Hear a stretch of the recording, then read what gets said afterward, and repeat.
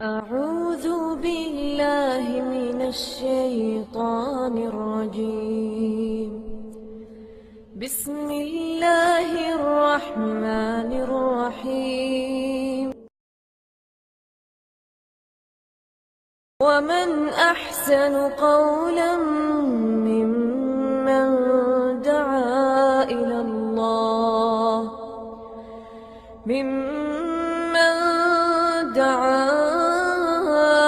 الله وعمل صالحا وقال إنني من المسلمين. الحمد لله نحمده ونستعينه ونستغفره ونعوذ بالله من شرور أنفسنا ومن سيئات أعمالنا. من يهده الله فلا مضل له ومن يضلل فلا هادي له. وأشهد أن لا إله إلا الله وحده لا شريك له وأشهد أن محمدا عبده ورسوله. أما بعد فإن خير الحديث كتاب الله وخير الهدي هدي محمد صلى الله عليه وسلم وشر الأمور محدثاتها وكل محدثة بدعة وكل بدعة ضلالة وكل ضلالة في النار. رب اشرح لي صدري ويسر لي أمري واحلل عقدة من لساني يفقهوا قولي. رب أعوذ بك من همزات الشياطين وأعوذ بك رب أن يحضرون. أعوذ بالله السميع العليم من الشيطان الرجيم. والبدن جعلناها لكم من شعائر الله لكم فيها خير فاذكروا اسم الله عليها صواف فإذا وجبت جنوبها فكلوا منها وأطعموا القانع والمعتر كذلك سخرناها لكم لعلكم تشكرون. لن ينال الله لحومها ولا دماؤها ولكن يناله التقوى منكم كذلك سخرها لكم لتكبروا الله على ما هداكم وبشر المحسنين.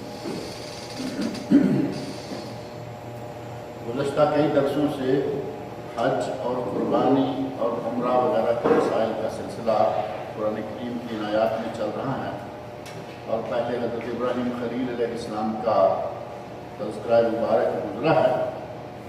تو یہاں ابھی جو میں نے دو آیتیں پڑھی ہیں، ان میں سے پہلی آیت میں اللہ رب العزت نے ارشاد فرمایا ہے وَالْبُدْنَ جَعَلْنَاهَ لَكُم مِّن شَعَائِرِ اللَّهِ، اور اونٹوں کو ہم نے آپ کے لیے اللہ کی نشانیاں قرار دیا ہے.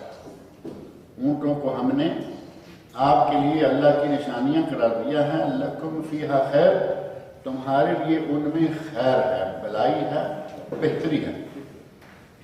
یہاں لفظ جو بدنا ہے، بدنا جمع کا صیغہ ہے اونٹوں میں، اور بدنا مفرد کا صیغہ ہے. اور بدنا کو اگر غور سے آپ دیکھیں تو ہمیں آسانی کے ساتھ ہمارے لیے آسانی کے ساتھ یہ بات سمجھنا ممکن ہے کہ بدن سے بدنا، اور بدن ہمارا معروف ہے جسم بدن. اب کسی کو کہا جائے نا کہ یہ بھائی بڑے جسم والا ہے تو بات سمجھی جا سکتی ہے یا نہیں؟ یعنی یہ پتلا دبلا نہیں، نحیف و نزار نہیں، بلکہ یہ موٹا تازہ فربا ہے. اللہ رب العزت نے جانوروں کے بارے میں والبدنا کہا، جو کہ البدنا کی جمع ہے، کہ ہم نے قربانی کے اونٹوں اور بدن والے اونٹوں، موٹے اونٹوں، یعنی قربانی کا جانور، جیسا کہ یہ معروف ہے کہ قربانی کے جانور کو اچھا کھلایا جاتا ہے، اچھا پلایا جاتا ہے، اس کی خدمت کی جاتی ہے. پچھلے درس میں تو میں نے ذکر کیا کہ بعض لوگ باقاعدہ اس کو رنگ لگاتے ہیں، سرما تک لگاتے ہیں. حالانکہ وہ جانور ہے، سرما بھی اس کی آنکھوں میں لگائیں گے، آگے پیچھے لگائیں نہ لگائیں، خاص طور پر عید کے دن اس کو سرما بھی لگایا جاتا ہے. تو موٹا تازہ کرنا، یہ ان الفاظ سے اندازہ ہوتا ہے کہ یہ اچھا ہے، یہ مرغوب فعل ہے کہ قربانی کا جانور فربا ہو، موٹا تازہ ہو. لیکن کچھ پہ ہم کچھ اپنی طرف سے اپنا حصہ بھی تو ہم نے ڈالنا ہوتا ہے نا. نماز ہو، روزہ ہو، حج ہو، زکوٰۃ ہو، کچھ ہمارا حصہ اپنی طرف سے ہم ضرور ڈالتے ہیں. اسی میں سے یہ سرمے لگانا اور وغیرہ، جبکہ اصل مطلوب یہ ہے کہ قربانی کے جانور کی خدمت کرنی چاہیے، کیونکہ وہ शआइर अल्लाह में से है। अल्लाह ने फरमाया कि वो अल्लाह की निशानियों में से है। कुर्बानी अल्लाह की राह में वो ज़िबा होने जा रहा है, उसकी जितनी खिदमत करेंगे उतना ही इंशाल्लाह अजर और सवाब मिलेगा। ज़्यादा उसकी खिदमत में पैसा खर्च होगा, ज़्यादा सवाब होगा, ज़्यादा मेहनत उस पर लगाएंगे, ज़्यादा सवाब होगा। लेकिन अपनी तरफ से उसमें हिस्सा नहीं डालना चाहिए, उसे रहने देना चाहिए कि खिदमत करे और बस। अल बदना मोटा ताज़ा जानवर। बाज़ अहले लोगत ने कहा कि बदना से मुराद ऊँट और गाय दोनों हैं। बदना से मुराद मोटी ताज़ी गाय और मोटा ताज़ा ऊँट दोनों हैं।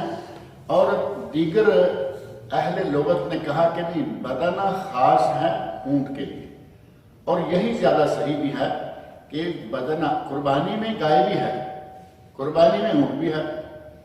हज की कुर्बानी में जैसा कि मैंने यहाँ जिक्र किया है, हज की कुर्बानी में ऊँट और गाय ये दोनों बराबर है। हाजी साद की तरफ से ऊँट और हाजी साद की तरफ से गाय तो बराबर हो गए। इस एतबार से अगर किसी ने बदना कह दिया है तो वो अलग बात है, लेकिन असलन बदना सिर्फ ऊँट के लिए है।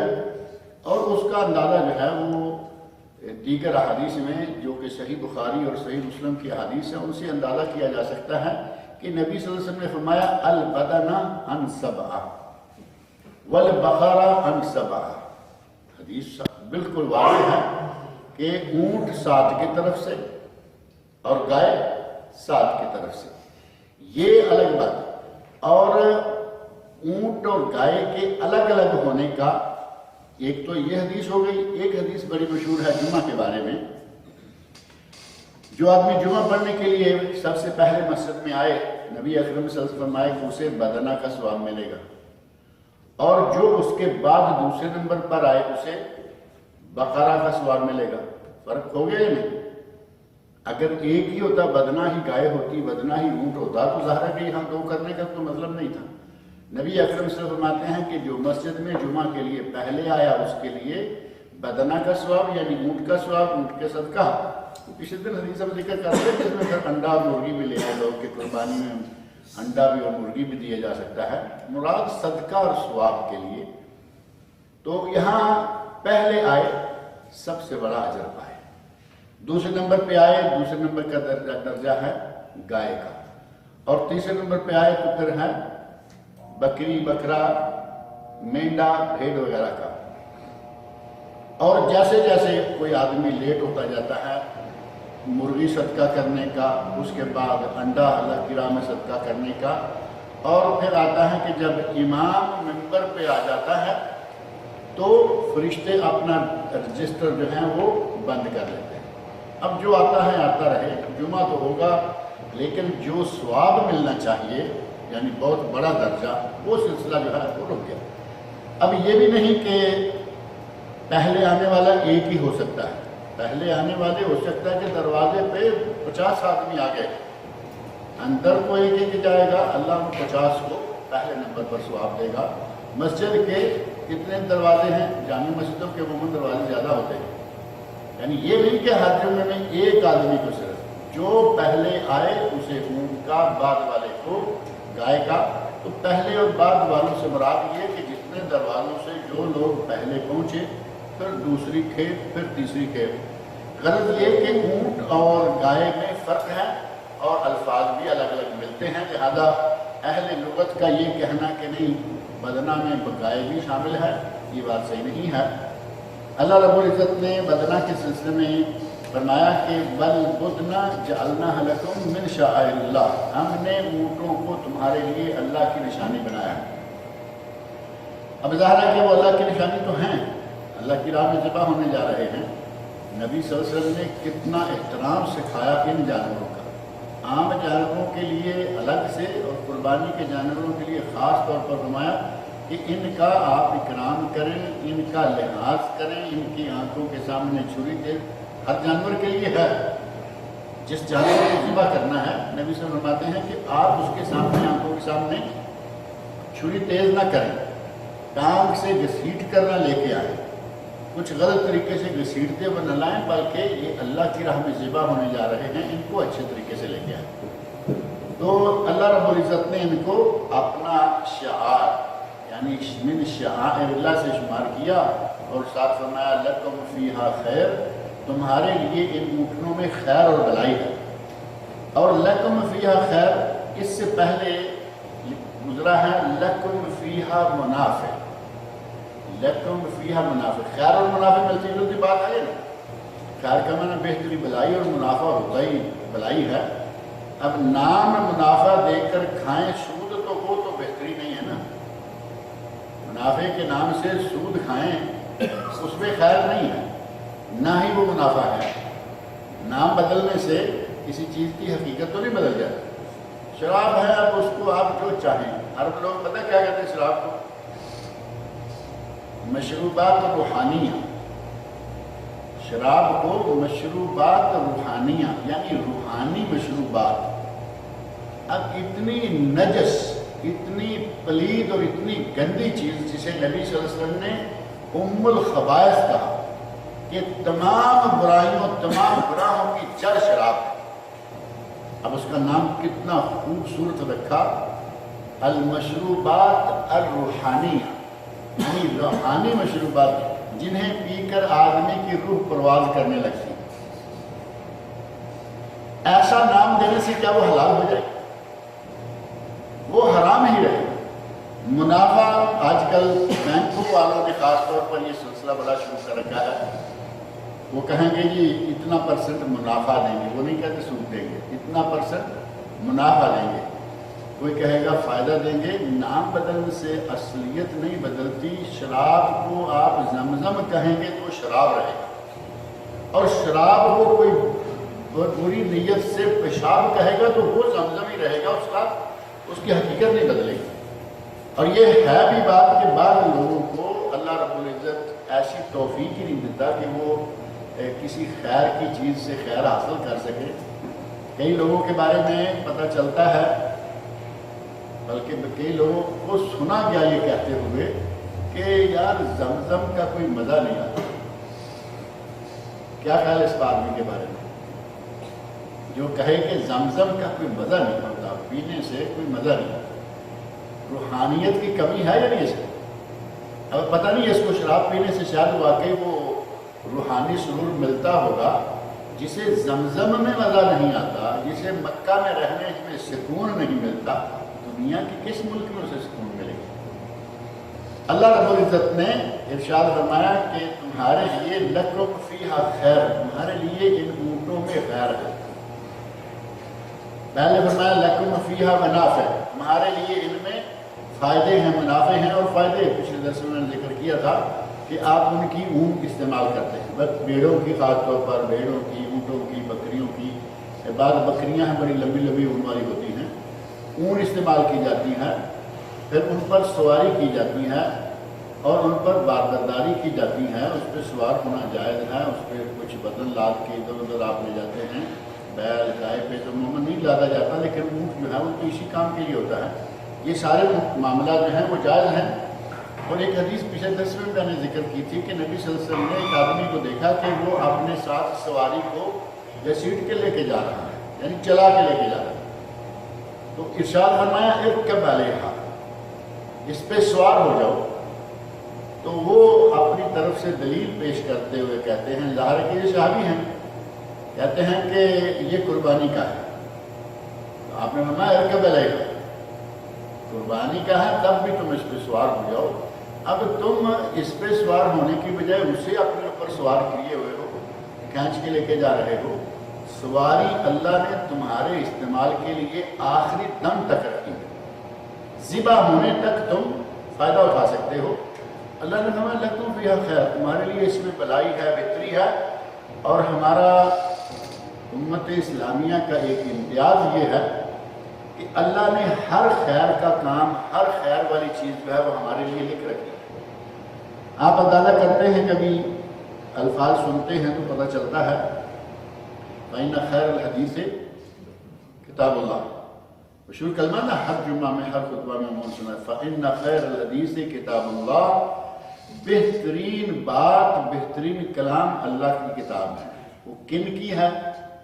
ہمارے لیے ہے یا نہیں؟ قرآن کریم ہے۔ وخیر الہدی ہدی محمد صلی اللہ علیہ وسلم، خیر الہدی ہدی محمد صلی اللہ علیہ وسلم، بہترین طریقہ حضرت محمد مصطفیٰ صلی اللہ علیہ وسلم کا طریقہ ہے۔ وہ کن کے لیے ہے؟ ہمارے لیے۔ خیر یوم طلعت علیہ الشمس یوم الجمعہ، جتنے دنوں پر سورج طلوع ہوتا ہے ان سب دنوں میں سے بہترین دن جمعہ کا دن ہے۔ جمعہ کا دن کن کے لیے ہے؟ ہمارے لیے۔ کہا جا سکتا ہے کہ جمعہ کے دن عیسائی بھی زندہ ہیں، یہودی بھی زندہ ہیں، فلاں بھی زندہ ہیں، تو یہ کیا ہوا کہ جمعہ ہمارے لیے ہے؟ عیسائیوں کو، یہودیوں کو ان کے دن دیے، یہودیوں کو یوم السبت دیا گیا، اس کا انہوں نے جو حال کیا، پھر ان کا جو حال ہوا یوم السبت کو انہوں نے جو اپنے کرتوت دکھائے، اللہ رب العزت نے انہیں بندر بنا دیا۔ قرآن کریم میں سورہ بقرہ شروع میں یہ الفاظ سارے موجود ہیں، کونوا قردۃ خاسئین، بدترین بندر ہو جاؤ۔ عیسائیوں کو یوم الاحد، سنڈے، اتوار دیا گیا۔ عیسائیوں نے اتوار کا جو حال کیا وہ آپ کے سامنے ہے، یعنی ساری دنیا کے عیسائیوں میں سے شاید چند لوگ اتوار کے دن کے گرجے میں جاتے ہوں گے، ورنہ کوئی پرواہ نہیں ہے۔ اللہ رب العزت نے مسلمانوں کو یہ توفیق دی کہ انہیں جمعہ دیا اور وہ جمعے کو سنبھالے ہوئے ہیں۔ جمعہ سنبھالے ہوئے یا نہیں؟ چاہے اتحیات میں جا کے ملیں لیکن مل جاتے ہیں جا کے۔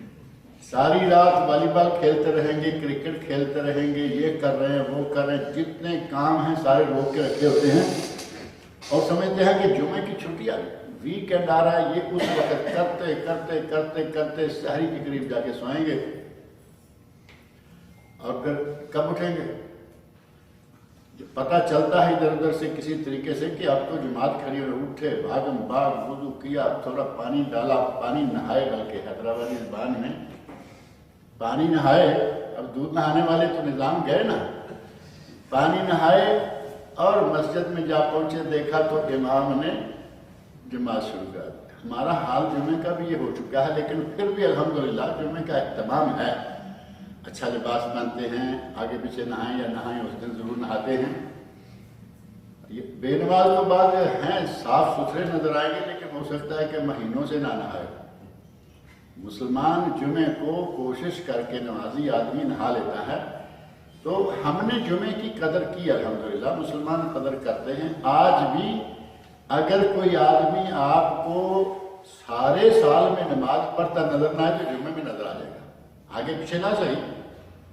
40 نمازوں میں سے ایک نماز وہ پڑھ لیتا ہے، اور وہ جمعے کی جو 8 کے نمازی ہیں، جمعہ 8 ہوتا ہے نا، گنتی کر کے میں نے کئی مرتبہ کہا کہ جمعہ ہوتا ہفتہ 7 دن کا ہے، لیکن جمعہ 8 کہتے ہیں کیونکہ جمعہ سے لے کے اگلا جمعہ بھی شامل کریں تو 8 ہی ہو جاتے ہیں، لیکن اگلے ہفتے کا ایک دن شامل کریں، ورنہ جمعہ سے لے کے جمعرات تک ہفتہ مکمل ہو گیا، ہوتے ہیں کتنے 7 دن، اگلا جمعہ بھی شامل کر لیں، 2 جمعے اور باقی کے دن مل کے ہو گئے 8 × 5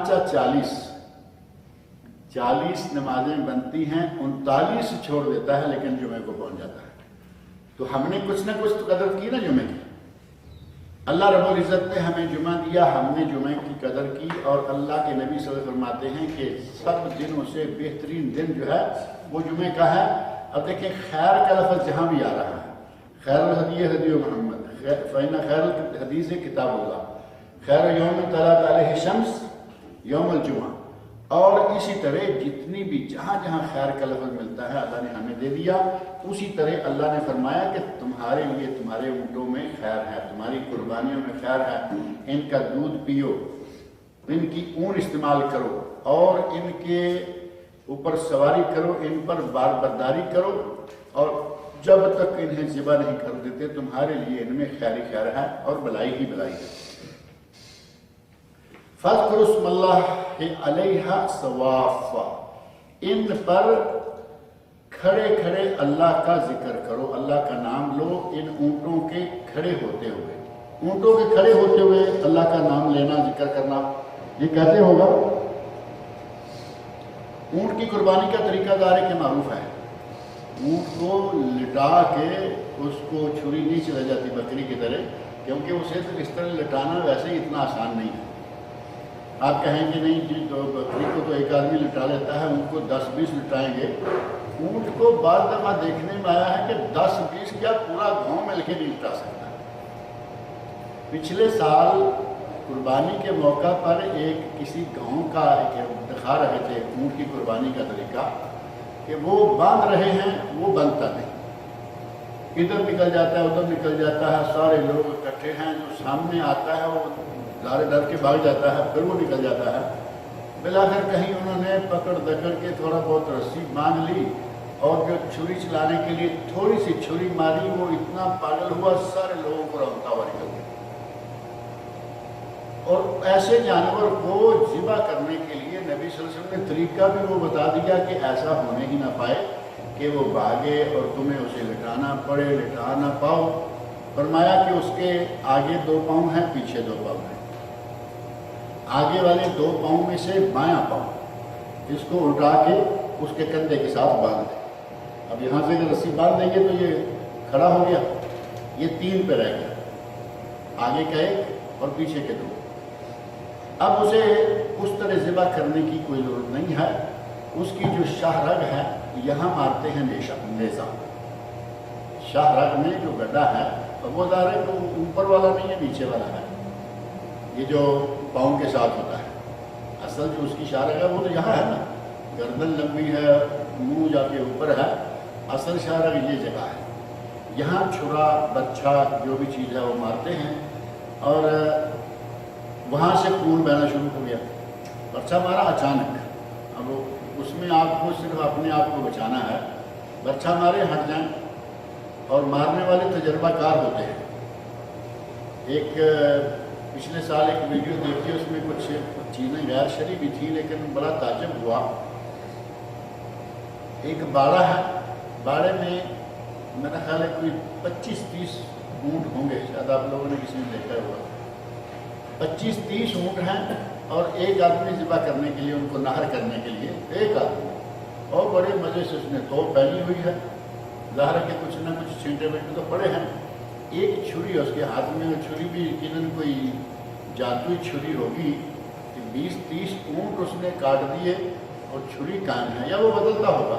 ویڈیو میں ایسے دکھا رہے ہیں کہ آرام سے گزرتا ہوا آ رہا، اور یہ جگہ چونکہ اس نے ایسے کاٹنی ہے، اونٹ کے پاس ایسے آتا ہے جیسے کہ کچھ بھی نہیں ہے، ایسے کرتا ہے، وہ جگہ کٹ جاتی ہے، وہاں سے پانی جو ہے وہ خون جو ہے وہ بہنا شروع ہو جاتا ہے۔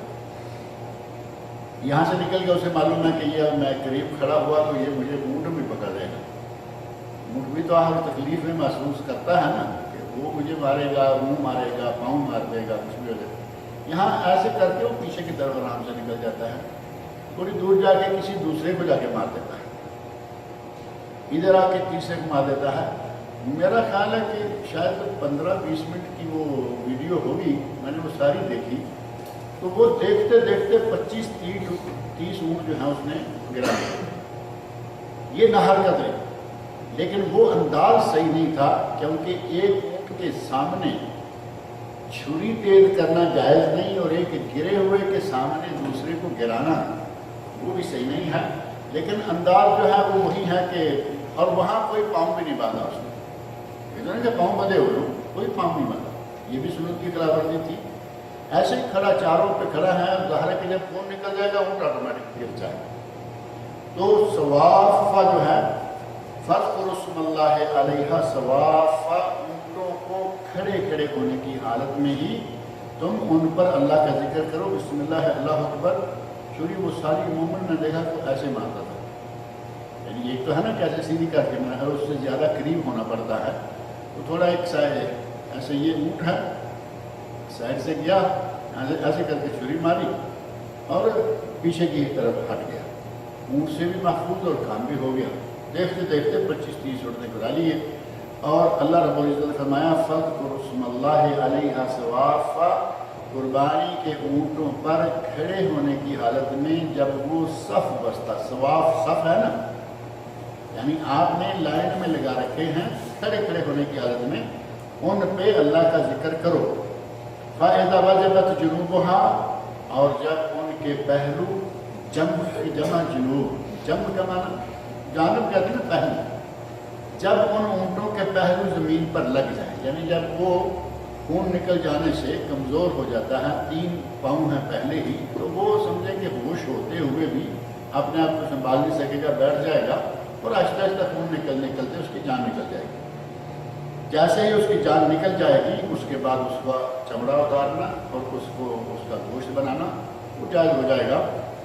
اگر اس میں ابھی جان باقی ہے تو آپ اس کا چمڑا نہیں اتار سکتے، کیونکہ وہ تو تکلیف ہوگی نا بلا وجہ کی۔ اور زندہ جانور کا کوئی ٹکڑا کاٹ کے اگر کہے کہ یہ تو کافی بڑا ہے اور کچھ تھوڑا بہت حصہ نکال کے ہم گوشت بناتے ہیں، وہ جائز نہیں ہے۔ ما قطع من البہیمۃ وہی حیۃ فہو میت۔ نبی صلی اللہ علیہ وسلم کا ارشاد ہے کہ اگر کوئی آدمی کسی جانور کو زندہ ہونے کی حالت میں اس کا کچھ حصہ نکال کے کاٹ کے کھائے گا تو وہ مردار ہے۔ مردار تو حلال ہے، حرام ہے نا، یعنی اونٹ گر گیا، بیٹھ گیا، بے بس ہو گیا لیکن ابھی زندہ ہے، آپ چاہیں کہ اس کی کوئی ٹانگ کا یا کسی جگہ سے گوشت نکال کے نہیں کھا سکتے جب تک پوری طرح اس کی روح پرواز نہ کر جائے گی، پوری طرح ڈیڈ نہ ہو جائے گا۔ اور ڈیڈ تو میرے خیال نہیں کہنا چاہیے اسے، ظاہر ہے کہ روح تو اس کی نکلے گی، جان نکل جائے گی، جب تک وہ بے جان نہ ہو جائے، اس کی ساری روح نکل نہ جائے، اس وقت تک اس میں سے گوشت نہیں کاٹا جائے گا۔ فَإِذَا وَجَبَتْ جُنُوبُهَا، جب اس کے پہلو زمین پر لگ جائیں، فَكُلُوا مِنْهَا، تو اس میں سے کھاؤ، وَأَطْعِمُوا الْقَانِعَ وَالْمُعْتَرَّ، خود کھاؤ اور سوالی جو پوچھے یا نہ پوچھے اس کو بھی کھلاؤ۔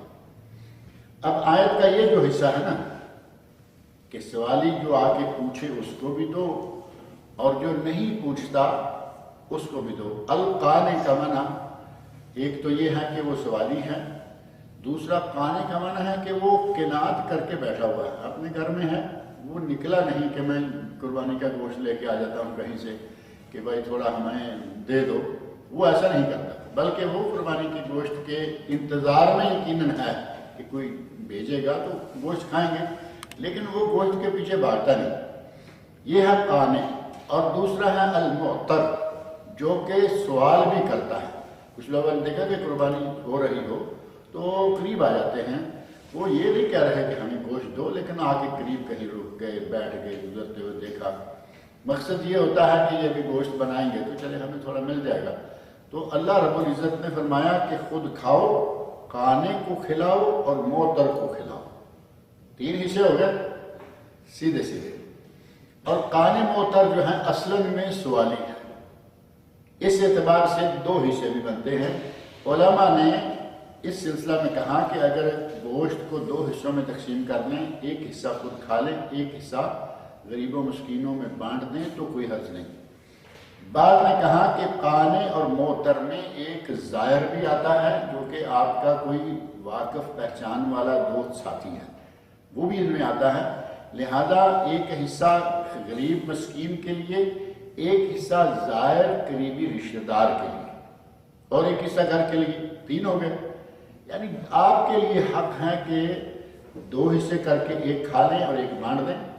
بانٹنے والا ظاہر ہے کہ آپ اپنے دوست احباب کو بھی دیں گے، پڑوسیوں کو بھی دیں گے، اور جو دور والے ہیں ان کو بھی دیں گے۔ اور اگر کوئی غیر مسلم آپ کے پڑوس میں مقیم ہے تو آپ قربانی کا گوشت اسے بھی دے سکتے ہیں، قربانی کا گوشت غیر مسلم کو بھی دیا جا سکتا ہے۔ تو اللہ رب العزت شامہ وَأَطْعِمُوا الْقَانِعَ، اور قانع وہ مسکین جو سوال کرنے سے رکا ہوا ہے اسے بھی کھلاؤ، والمعتر اور سوال کرنے والے مسکینوں کو بھی کھلاؤ۔ كَذَلِكَ سَخَّرْنَاهَا لَكُمْ، ہم نے یہ جانور تمہارے لیے مسخر کیے، تمہارے تابع کیے، لَعَلَّكُمْ تَشْكُرُونَ، تاکہ تم ہمارا شکر کرو۔ اب ظاہر ہے کہ یہ اونٹ جو قابو آنے والی چیز نہیں ہے آسانی سے، وہ اللہ رب العزت نے طریقہ ایسا بتایا کہ اس کو کھڑا کر لو، اس طرح چھری مارو۔ نبی اکرم صلی اللہ علیہ وسلم کے سکھائے ہوئے طریقے میں خیر و برکت ہے، آرام سے آپ اس کو ذبح کر سکتے ہیں۔ تو اونٹ ہے، ہاتھی ہے، گھوڑے ہیں، کتنے تیز ترار جانور ہیں، حتیٰ کہ شیر چیتے انسان کے مسخر ہیں یا نہیں؟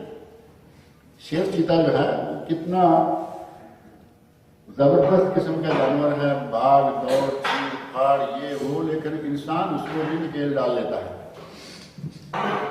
ہمارے چڑیا گھروں میں اور ادھر ادھر کتنے شیر ہیں باندھے ہوئے ہیں، چیتے باندھے ہوئے ہیں، زرافے باندھے ہوئے ہیں۔ اللہ نے انسان کے لیے ہر چیز مسخر کی، اور یہ اونٹ اتنا بڑا جانور ہے، اور خاص طور چونکہ یہاں اونٹ کا ذکر چل رہا ہے، فرمایا کذالک سخرناھا لکم، ہم نے تمہارے لیے ان جانوروں کو یوں مسخر کیا ہے، لعلکم تشکرون، تاکہ تم شکر کرو۔ کس کا؟ اللہ رب العزت کا، لعلکم تشکرون، تاکہ تم شکر گزاری کرو۔ اور آگے قربانی کا فلسفہ آ رہا ہے، لن ینال اللہ لحومھا ولا دماؤھا، اللہ کو قربانی کا گوشت نہیں پہنچتا، نہ قربانی کا خون پہنچتا ہے۔ یعنی ہم پیسہ خرچ کرتے ہیں، قربانی کا جانور خریدتے ہیں، اور جانور کو ذبح کرتے ہیں، پھر کھا خود جاتے ہیں، خون زمین میں گیا اور گوشت پیٹ میں گیا، خون زمین میں گیا، گوشت پیٹ میں گیا، اللہ کو کیا گیا؟ ہم نے ذبح کی اللہ کے لیے اور کھا گئے خود۔ اللہ رب العزت کی رحمتیں دیکھیں ہمارے لیے کتنی ہیں۔ اللہ رب العزت خود فرما رہے ہیں کہ ہمیں لن ینال اللہ، اللہ کو نہیں پہنچتی، لحومھا، نہ کوئی چیز اس کے گوشتوں میں سے، قربانی کے گوشتوں میں سے، ولا دماؤھا، اور نہ ہی اس کے خونوں میں سے۔ خون کا کوئی حصہ نہیں جاتا، گوشت کا کوئی حصہ نہیں جاتا، تو اللہ کو جاتا کیا ہے؟ وَلَٰكِن يَنَالُهُ التَّقْوَىٰ مِنكُمْ، اللہ کو تمہارے دلوں کا تقویٰ جاتا ہے، اللہ کو تمہارے دلوں کا تقویٰ پہنچتا ہے۔ اور دلوں کا تقویٰ کیا ہے؟ آپ نے جانور خریدا، آپ کو کسی قسم کی کوئی رو رعایت، آپ کے ذہن میں یہ نہیں ہے کہ ہم آج جانور لیں گے، قربانی کریں گے، اور اس جانور کو ہمارے لوگوں میں دکھائیں گے، پھرائیں گے، محلے میں، گلی میں، بازار میں۔ پچھلے ایک درس میں ذکر کر رہا تھا کہ فیس بک پر قربانی کے جانور کا فوٹو ڈالا، قربانی کے جانور کا فوٹو بنایا، اسے فیس بک پہ چلا دیا، اور یقیناً بڑے خوبصورت قسم کے بیل، بڑے خوبصورت قسم کی گائیاں، بڑے خوب قسم کے بکرے، بڑے بڑے گائے کی قد کا بکرا، فوٹو بنائے، خوبصورت لگے گا، ویسے بھی قربانی کا ہے۔ اب آپ نے یہ اللہ کے لیے دیا یا لوگوں کے لیے دیا؟ بات ہے نہیں سوچنے والی کہ آپ نے یہ قربانی لی ہے، سنبھالا ہوا ہے، بڑا کر رہے ہیں، مورا کر رہے ہیں، فربا ہو رہا ہے، اس کی خدمت کر رہے ہیں، نہلایا دھلایا، صاف ستھرا رکھا، یہ سارا کچھ اگر اللہ کے لیے کر رہے ہیں تو فیس بک والوں کو کیا؟ اور اگر فیس بک والوں کے لیے کر رہے ہیں تو پھر اللہ کا اس میں سے کیا؟ نبی اکرم صلی اللہ علیہ وسلم ارشاد فرماتے ہیں ایک حدیث قدسی میں کہ اللہ کہتا ہے کہ اگر کسی نے کوئی میرے لیے کوئی کام کیا اور اس میں کسی غیر کو بھی شامل کر دیا تو میں اسے چھوڑ دیتا ہوں۔ اگر کسی نے میرے لیے کام کیا، عبادت کی اللہ کے لیے، قربانی کرنا عبادت ہے یا نہیں؟ عبادت کی اللہ کے لیے، لیکن اس میں غیر اللہ کو بھی شامل کر دیا، اللہ کہتا ہے کہ میں اسے اسی کے لیے چھوڑ دیتا ہوں، کیونکہ وہ اغنی الشرکاء عن الشرک، اللہ شریکوں سے بے نیاز ہے، اللہ کا کوئی شریک نہیں ہے۔ جب کسی کو شریک کرے گا اللہ کہتا ہے وہ جانے، اس کا کام جانے، اور تو جانے اور وہ جانے، میرا معاملہ اس میں سے، یعنی قربانی کا کوئی فائدہ نہیں ہے۔ ہمارے یہاں یہ بڑی مشکل بنی ہوئی ہے کہ قربانی دیں تو فیس بک پہ قربانی دیں، تو واٹس ایپ میں قربانی دیں، تو ای میل میں قربانی دیں، تو ٹویٹر میں قربانی دیں، تو کس کس چیز کا نام لیں، فوٹو ہر جگہ چلائے چلے جا رہے ہیں۔ اگر اللہ کے لیے قربانی ہے، تقویٰ ہے، تو وہ دل میں، تقویٰ ہوتا کہاں ہے؟ پیسے میں تقویٰ نہیں کہ آپ نے پیسہ خرچ کر دیا اور آپ کہیں گے کہ ہم نے اتنا پیسہ خرچ کیا تو تقویٰ کیوں نہیں آئے گا؟ اتنا پیسہ خرچ کر دیا، نبی اکرم صلی اللہ علیہ وسلم نے اب تقویٰ ہاہنا یشیر الی قلبہ، نبی صلی اللہ علیہ وسلم نے اپنے دل اقدس کی طرف اشارہ کرتے ہوئے فرمایا اب تقویٰ ہاہنا، تقویٰ یہاں، میرا اشارہ میری جیب کی طرف ہے، اور دل جیب کے نیچے ہوتا ہے یا نہیں؟ آپ چیک کر کے دیکھ لیں اپنی جیب میں، دل جو ہے جیب کے نیچے آ جاتا ہے، دل کے اوپر جیب ہوتی ہے، جیب میں پیسے ہوتے ہیں، دل ذرا گرم رہتا ہے۔ تو نبی اکرم صلی اللہ علیہ وسلم نے دل کی طرف اشارہ کرتے ہوئے نا التقوی ہا ہونا، تقوی یہاں ہے، فیس بک میں تقوی نہیں، لوگوں میں بازار میں جان بوجھ کے گھما رہا ہے بکرے کو، مینڈے کو، کسی کو بھی جانور کو، اونٹ ہے، گائے ہے، بازار میں گھما رہا ہے تاکہ لوگ دیکھیں، اور ساتھ جانے والا تو پتہ نہیں کون ہے، مالک خود ہے، تو لوگ مجھے کہیں گے بھی کیا بکرا پالا ہوا ہے۔ اور یقینی بات ہے کہ کبھی کبھی کسی جانور کو دیکھ کر بہت مزہ آتا ہے۔ پچھلے قربانی کے موسم میں، حج اور قربانی کا جو موسم تھا، اس میں ایک گائے تھی، بیل تھا، ایک فوٹو دیا گیا جو میں نے دیکھا، وہ جتنا اوپر ہے، اوپر سے لے کے زمین تک تقریباً وہ سارا جانور ہی جانور، اتنا خوبصورت کہ 4 ٹانگیں نظر آ رہی ہیں الگ الگ سے، باقی یعنی اتنا موٹا، تازہ، فربا، چمکدار اور نرم، دیکھنے میں صرف فوٹو میں اتنا لگ رہا تھا، اصل دیکھیں تو کتنا خوبصورت ہوگا۔ اب یہ تو اچھی بات ہے، لیکن اب دیکھنا یہ ہے کہ کیا یہاں بھی اس کا کوئی حصہ ہے یا نہیں، دل میں بھی تقویٰ ہے یا نہیں۔ اگر تو صرف فوٹو چلا دیا تاکہ لوگ دیکھیں کہ ہم نے قربانی کی ہے، تو پھر کوئی ثواب نہیں ملے گا، اور اگر کسی کی نیت اتنی اچھی اللہ کرے ہو کہ فیس بک پہ اس لیے چڑھائے کہ لوگ بھی اس طرح کا دیں گے، تو پھر انشاءاللہ وہ جائز ہے، لیکن اتنی میرا خیال ہے خلوص والی نیتیں اب آج کل اس ماحول میں، اس دور میں جب شو کا اور ریاکاری دکھلاوے کا دور آ چکا ہے، ایسا اتنا ممکن نہیں رہا، لیکن اللہ کے بندے یقیناً ہیں وہ اس طرح پھر اپنا جانور بھی دکھاتے ہیں۔ معلوم ہے کہ ساری دنیا جانور لے رہی ہے، اپنی اپنی طرز کا جو چاہتا لیتا ہے، لہذا اللہ رب العزت نے شاہ فرمایا لَن يَنَالَ اللَّهَ لُحُومُهَا وَلَا دِمَاؤُهَا، اللہ کو ان قربانیوں کے گوشت اور خون نہیں پہنچتے، وَلَكِنْ يَنَالُهُ التَّقْوَىٰ مِنكُمْ، اللہ کو تمہارا تقویٰ پہنچتا ہے جو کہ دل میں ہوتا ہے۔ كَذَلِكَ سَخَّرْنَاهَا لَكُمْ، اسی طرح ہم نے تمہارے لیے ان کو مسخر کیا، تمہارے تابع کیا جانوروں کو، لِتُكَبِّرُوا اللَّهَ عَلَىٰ مَا هَدَاكُمْ، تاکہ تم ان پر اسی طرح تکبیر کہو جس طرح کہ تمہیں ہدایت دی گئی۔ یعنی یہ تو نہیں ہے نا کہ نعرہ تکبیر کہیں اور چھری پھیر دیں، ایسے قربانی ہو جائے گی؟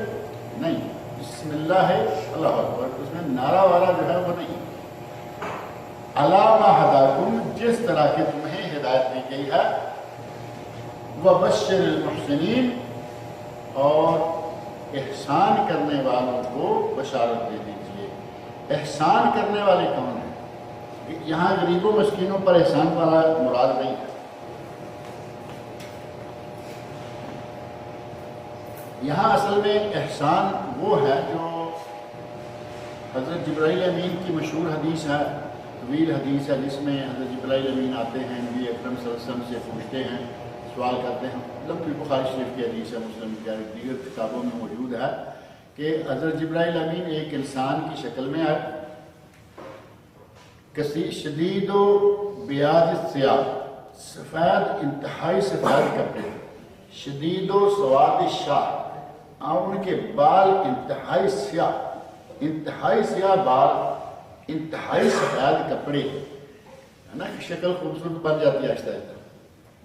لا یرا علیہ من اثر السفر، ان پہ کوئی سفر کی نشانی، گرد و غبار، دھول، کوئی چیز نظر نہیں آ رہی۔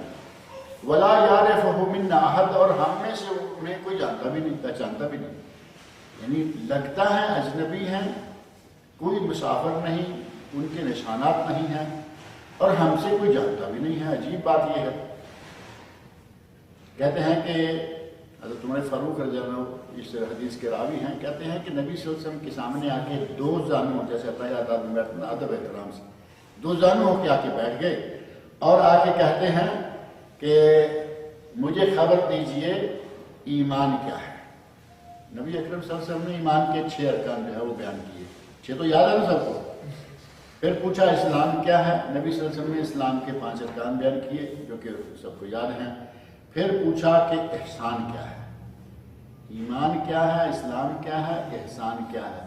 چوتھے نمبر پر پوچھا قیامت کب آئے گی، آپ نے فرمایا مجھے بھی معلوم نہیں، تجھے بھی معلوم نہیں، یعنی نہ جبرائیل تم جانتے ہو نہ میں جانتا ہوں، یہ صرف اللہ ہی جانتا ہے۔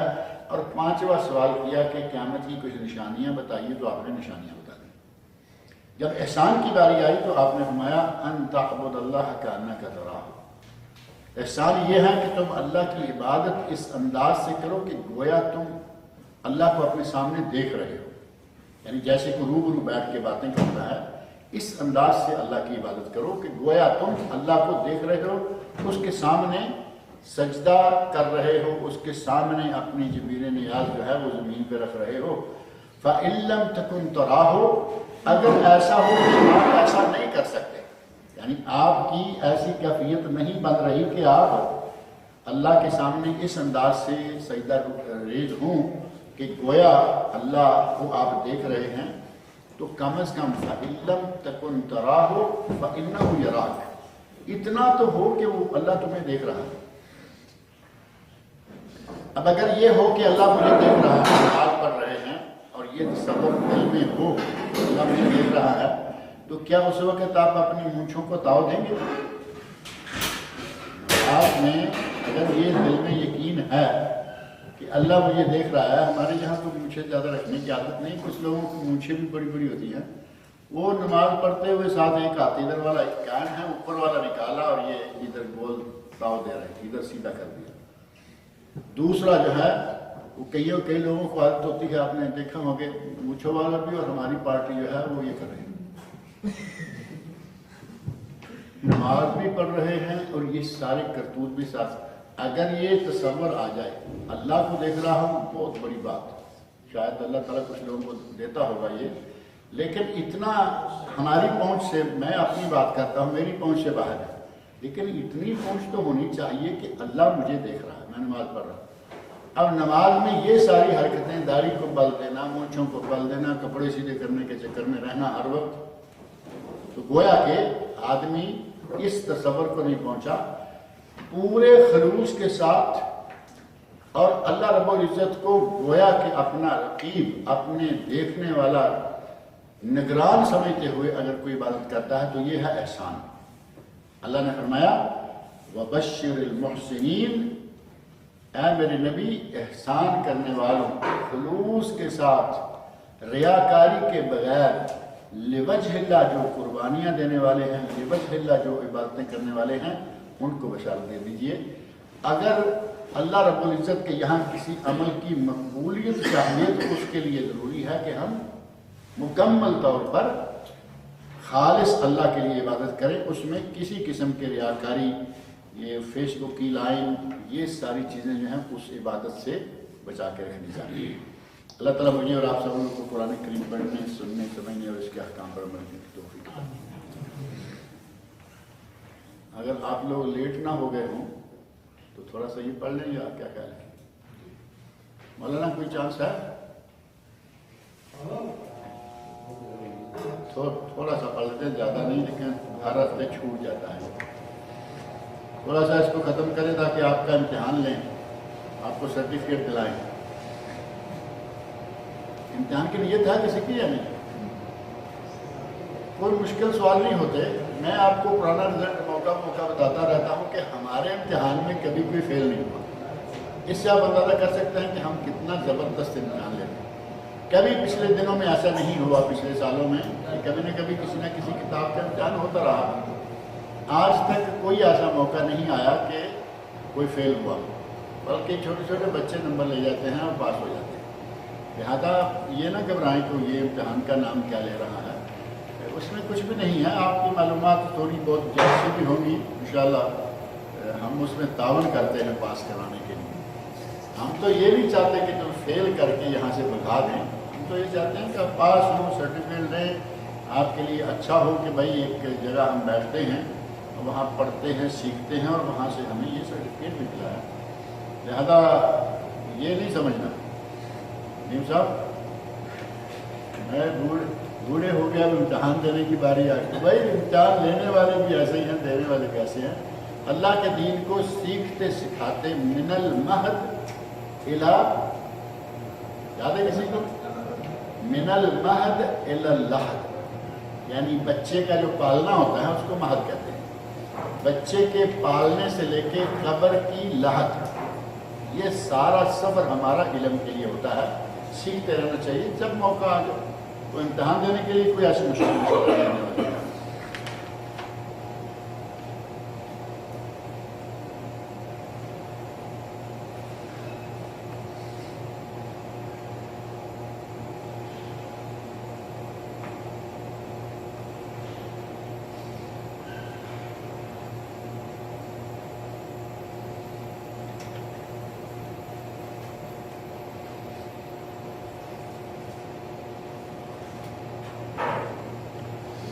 بسم اللہ والصلاة والسلام علی رسول اللہ وعلی آلہ وصحبہ اجمعین ومن تبعهم بإحسان إلی یوم الدین. اما بعد، اعوذ باللہ السمیع العلیم من الشیطان الرجیم. ان اللہ لا یغفر ان یشرک بہ ویغفر ما دون ذلک لمن یشاء. گزشتہ اس کتاب کے گزشتہ درس میں یہ بات آئی تھی کہ کچھ چیزیں ایسی ہیں یا کچھ افعال، کچھ کام ایسے ہیں کہ ان کے کرنے سے آدمی اسلام سے خارج ہو جاتا ہے. اسلام کوئی ایسی چیز تو نہیں ہے نا کہ جو آ گئی تو بس آ گئی، اب جو چاہے کرتا رہے، بلکہ اگر آدمی کسی وقت کوئی کفریہ کلمہ بولتا ہے تو آدمی وہ کفریہ کلمے کا مرتکب شمار کیا جائے گا. اگر کوئی کفریہ شرکیہ کام کرتا ہے تو کافرانہ کام کرے گا تو کفریہ فعل ہوگا، مشرکانہ کام کرے گا تو مشرکانہ فعل ہوگا. ہمارے کئی لوگ بڑے اس معاملے میں اڑ جاتے ہیں، کہتے ہیں جی مسلمان مشرک کیسے ہو سکتا ہے؟ سنتے ہوں گے نا آپ، مسلمان مشرک کیسے؟ مسلمان اگر شرک کرے گا تو وہ مشرک کیوں نہیں ہوگا؟ مسلمان چوری کرے تو مسلمان کو کیا کہیں گے؟ چور کہیں گے یا نہیں؟ مسلمان زنا کرے تو زانی، مسلمان شراب پیے تو شرابی، مسلمان شرک کرے تو مشرک ہو گیا نا. اتنے زور سے انکار کر دیتے ہیں جی نہیں ہو نہیں سکتا، مسلمان مشرک کیسے ہو سکتا؟ مسلمان شرک کرے گا تو مسلمان بھی مشرک ہوگا. اب یہ نہیں کہا کہ وہ اسلام سے بھی ٹوٹلی خارج ہو گیا، اگر وہ اپنے شرک میں لگا رہے گا تو پھر اسلام سے بھی خارج ہو جائے گا. جو اسلام سے خارج کرنے والی اسلام کے منافی چیزیں ہیں ان میں سے پہلی چیز شرک ہی ہے، اور اس کے بارے میں اللہ رب العزت نے یہ آیت جو میں نے ابھی پڑھی ہے، اللہ نے فرمایا ہے ان اللہ لا یغفر ان یشرک بہ ویغفر ما دون ذلک لمن یشاء. اللہ کسی کو یہ معاف نہیں کرے گا کہ اس کے ساتھ وہ کوئی شریک کرے، اور باقی جتنے بھی گناہ ہیں اللہ جس کو چاہے جو گناہ چاہے معاف کر. دوسری جگہ فرمایا انہ من یشرک باللہ، جو شخص اللہ کے ساتھ کسی کو شریک کرتا ہے فقد حرم اللہ علیہ الجنہ، اللہ نے اس پر جنت حرام کر دی. ومأواہ النار، اور اس کا ٹھکانہ جہنم بنا دیا. وما للظالمین من انصار، اور ظالموں مشرکوں کے لیے کوئی مددگار نہیں. سیدھی بات ہے کہ جس کا ٹھکانہ جہنم ہو گیا اور جنت اس پر حرام کر دی گئی، اس کو کیا کہیں گے آپ؟ وہ مسلمان ہوگا، مومن ہوگا. مومن مسلمان کے لیے تو جنت ہے، اس پہ جہنم حرام ہے. جس پہ جنت حرام ہو گئی اور جہنم ٹھکانہ بن گیا وہ اسلام سے خارج ہو گیا. اللہ کے ساتھ اس کی عبادت میں دوسرے لوگوں کو شریک کرنا، مردوں سے مانگنا، ان کے نام کی دہائی دینا، یہاں بیٹھا ہوا تو کہتا ہے یا پیر استاد یا دستگیر یا شیخ عبد القادر جیلانی شیخن للہ، یہاں بیٹھ کے بغداد تک آوازیں پہنچا رہا ہے. ایسے آدمی کے عمل کو کیا کہیں گے کہ وہ شرک نہیں کر رہا؟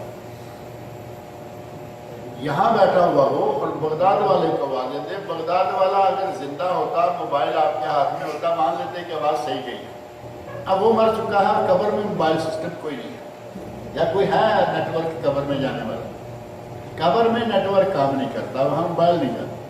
لہذا آج اگر کوئی آدمی یہاں بیٹھ کے شیخ عبد القادر جیلانی کو یا نظام الدین اولیاء کو، داتا گنج بخش کو اور امام بری کو، شاہ عبداللہ غازی کو، کسی کو بھی پکارتا ہے، کوئی سننے والا نہیں، وہ فوت ہو چکے، معاملہ ختم ہے. اور اگر کوئی پکارتا ہے تو اس کا وہ فعل شرک شمار ہوگا. اور غیر اللہ کے لیے نظر ماننا، نظر کن کے لیے ہے؟ نظر صرف اللہ کے لیے ہے. اگر کسی غیر اللہ کے لیے نظر مانتا ہے تو وہ اس کے لیے شرکیہ فعل ہوگا، وہ آدمی مشرک شمار ہوگا. ہمارے نظر اللہ اور نیاز حسین جو کہتے ہیں، کیا خیال ہے کہ دونوں کو جمع کر دیا جائے؟ نظر اللہ اور نیاز حسین یعنی اصل میں وہ نظر ہی ہے حضرت حسین رضی اللہ عنہ کے لیے، اور دو لفظ استعمال کیے لوگوں کو دھوکہ دینے کے لیے کہ کوئی نظر کے نام سے دے گا، کوئی نیاز کے نام سے دے گا۔ نظر کے نام سے نہ دے گا تو نیاز کے نام سے تو دیں گے ہی دیں گے۔ لوگوں کی جیبوں کو لوٹنے کے لیے مختلف طریقے استعمال کیے جاتے ہیں۔ تو اگر کوئی آدمی غیر اللہ کے نام کی قربانی دیتا ہے، آپ کے ہمارے ملکوں میں یہ سلسلہ بھی موجود ہے، ہمارے سیالکوٹ سے چلتے ہیں لاہور جا کے جانور ذبح کر دیتے ہیں کہ سیالکوٹ میں چھری نہیں پھیری جا سکتی۔ اسی طرح آپ کے بنارس سے چلا دہلی جا نکلا نظام الدین، اور حیدرآباد سے چلا گلبرگہ جا نکلا، جہاں کون ہے گیسو دراز بندہ نواز صاحب، یہ اس میں ہیں گلبرگہ میں۔ آپ کے شہر میں اگر اللہ کے لیے کرنا ہے تو اپنے شہر میں چھری پھیریے، گوشت مانڈ دیجیے، بات ختم ہے۔ جب آپ یہاں سے چلا کے لے کے جاتے ہیں، اس کے دربار میں جا کے ذبح کرتے ہیں، یہ قربانی غیر اللہ کے لیے ہو گئی، اور اس کا گوشت کھانا بھی حرام ہو گیا۔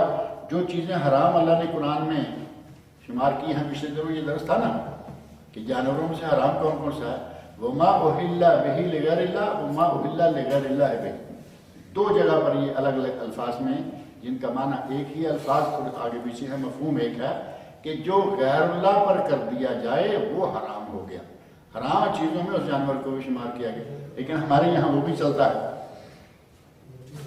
اور اگر کوئی آدمی اللہ کے اور اپنے مابین کسی کو واسطہ ٹھہراتا ہے کہ اللہ تو سنتا نہیں ہماری، اور ان کی کہتے ہیں کہ ہماری تو سنتا نہیں اور ان کی موڑتا نہیں، ہماری سنتا نہیں ان کی موڑتا نہیں، اس لیے ہم انہی کے ذریعے مانگیں گے۔ اللہ کے درمیان اپنے درمیان واسطے بنانا یہ بھی شرکیہ فعل ہے اور یہ بھی ناجائز ہے، بلکہ علماء نے کہا کہ بالاجماع اگر کوئی یہ عقیدہ لے کے بیٹھ جائے کہ ہمارا صرف انہی کے ذریعے ہماری اپلیکیشن آگے جا سکتی ہے، وہ آدمی بالاجماع اسلام سے خارج ہو جاتا ہے، کفر کی وادیوں میں جا پہنچتا ہے۔ اور تیسری چیز یہ ذرا تھوڑی خطرناک سی لگتی ہے کہ جو آدمی پکے مشرک کو کافر نہ سمجھے، ایک آدمی پکا مشرک ہے، قرآن و سنت کی آیات آپ کے سامنے ہیں کہ اللہ نے فرمایا ان پر جنت حرام ہے، جہنم واجب ہے، اس آدمی کو بھی کافر نہ سمجھے تو وہ بندہ بھی کافر ہے۔ میں نے کہا یہ ذرا تھوڑی خطرناک ہے۔ ہم اپنے آپ پر مروت کے نام سے اور وسعت ظرفی کے نام سے اور کبھی کسی نام سے کہتے ہیں جی نہیں کسی کو کافر نہ کہو۔ ہمارے وہ لوگ موجود ہیں کہیں گے کافر کو کافر نہ کہو۔ بھئی کافر کو تم کافر نہ کہو گے تو اللہ تو کہہ رہا ہے، رسول اللہ کہہ رہے ہیں۔ اللہ رب العزت نے کافر کہا یا نہیں کہا کافر؟ اور نبی صلی اللہ علیہ وسلم سے کہلوایا یا نہیں کہلوایا؟ قل پڑھیے چاروں، قل یا ایھا الکافرون، پہلا قل جو ہے چار کلوں میں سے پہلے کل میں یہی کہا گیا اے میرے نبی تم کہہ دو اے کافر۔ وہ کون ہے؟ کافر ہی ہیں۔ اللہ کہیں کافر اور اللہ کے رسول کہیں کافر، اور ہمارا جماعت کا یا فلاں کا آدمی کہے کہ نہیں جی کافر کو کافر نہ کہیں، تو کیا کہیں؟ کافر کو مومن شمار کر لیں؟ ہندو کافر ہے یا نہیں ہے؟ کیا کہیں گے اس کو؟ کافر نہ کہیں تو کیا کریں گے؟ سکھ کافر ہے، اگر کافر نہیں کہیں گے تو کیا نام دیں گے ان کو؟ مومن کہیں گے، ان کو کوئی اور کیا نام دیں گے؟ مسلمان مانیں گے تو وہ مسلمان نہیں ہے، مومن کہیں گے وہ ایمان سے بہت دور ہے۔ کافر کو کافر کہنا ہی چاہیے، اور جو کافر کو کافر نہ کہے علماء نے کہا کہ وہ خود کافر ہے۔ یہ میں نے اسی لیے کہا شروع میں کہ یہ چیز بڑی سخت نظر آتی ہے، لیکن حقائق ہیں، ان کو ماننا ضروری ہے۔ ایک چیز کو اللہ کافر کہے، ایک شخص کو اللہ کافر کہے، رسول اللہ کافر کہیں، اور ہم اڑ جائیں کہ نہیں ہم کافر نہیں کہیں گے، یہ بندہ خود مسلمان ہی رہے گا۔ لہذا کافر کو مشرک کو کافر نہ سمجھے تو وہ بھی کافر ہو جاتا ہے۔ اور اسلام سے نکالنے والی شرک اور واسطے بنانا غیر اللہ کو اللہ کے لیے، اور کافر کو کافر یا مشرک کو مشرک نہ کہنا، اور چوتھی چیز ہے جس نے یہ سمجھا کہ اسلام کے علاوہ کوئی دوسرا ایسا مذہب ہے جس کا نظام اسلام سے بہتر ہے، اسلام کے علاوہ کوئی مذہب، کوئی ازم، کوئی طریقہ ایسا ہے جو رسول اللہ صلی اللہ علیہ وسلم کے لائے ہوئے طریقے سے بہتر ہے، وہ آدمی بھی مسلمان نہیں رہے گا بلکہ کافر ہو جائے گا۔ میں پہلے شروع میں قرآن کے درس کے ضمن میں بات کر رہا تھا کہ جو بہتر چیز ہے اللہ نے ہمیں دے دی۔ قرآن سب سے بہتر، حدیث شریعت سب سے بہتر، دن جمعہ سب سے بہتر، جو چیز بہتر تھی ہمیں دے دی، اور یہ آدمی سمجھے کہ نہیں اسلام کا نظام ٹھیک ہے، نمازوں کی حد تک ٹھیک ہے، لیکن سوشلزم بہت اچھا نظام ہے۔ کہے کہ نمازوں کی حد تک چلو ٹھیک ہے، اب ساتھ ہی وہ کہتے ہیں کہ نمازیں الگ بات ہے، بزنس الگ بات ہے۔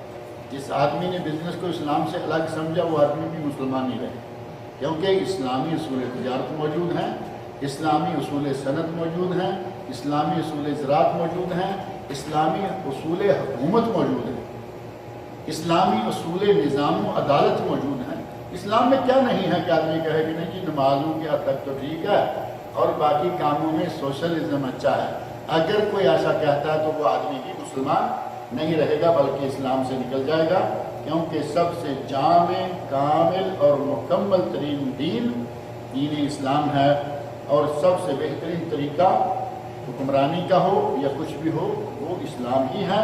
اور جو آدمی ایسا نہیں کرتا اور طاغوتی نظام حکومت کو بہتر سمجھتا ہے، ابھی سوشلزم طاغوتی نظام حکومت ہے یا نہیں؟ طاغوت کا معنی کیا ہوتا ہے؟ غیر اللہ، اللہ کے بھیجے ہوئے نظام کو چھوڑ کر غیر اللہ کا طاغوتی نظام کو کس نے بنایا؟ سوشلزم۔ یاد ہے کسی کو سوشلزم کا بانی کون ہے؟